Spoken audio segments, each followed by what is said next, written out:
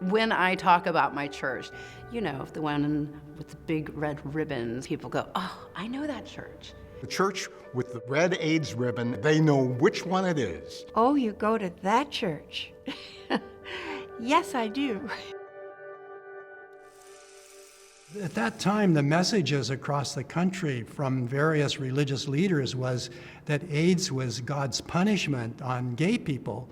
Watching news reports where people are freaking out about it became a very divisive atmosphere in the United States. We had already a ribbon inside the church. We thought that we needed something outside. Not everybody originally was on board. We did lose several families.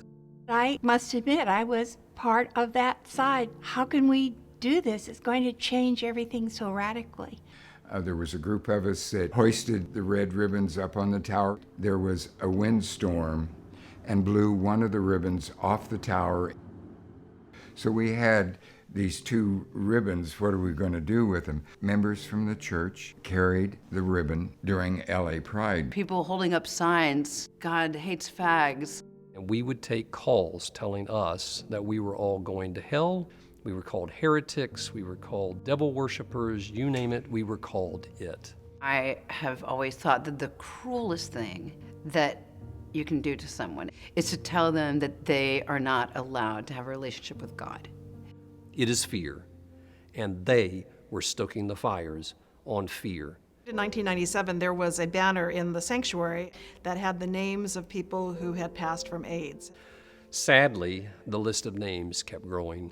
We need to shift this banner so it becomes a plaque so that names can be added to it. One of the names on that plaque is the Reverend Dick Clemmer. Dick was the pastor of the largest United Methodist Church in New Mexico. Discovered he had AIDS. He was removed from his position. His orders were stripped. So he came out here to Hollywood. In 1990, I gave birth to my first son.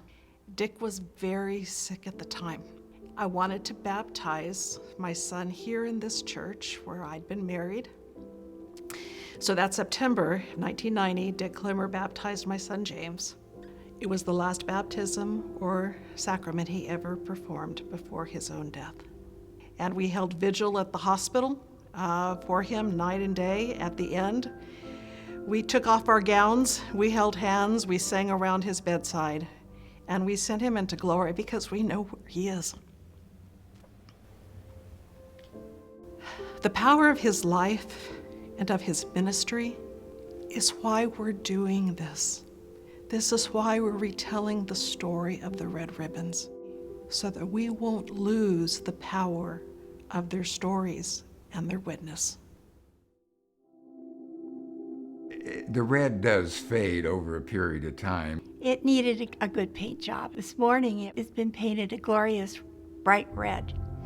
We believe that all are welcome in this place, no matter who you are, no matter whom you love. This is who we are because this is who God has created us to be.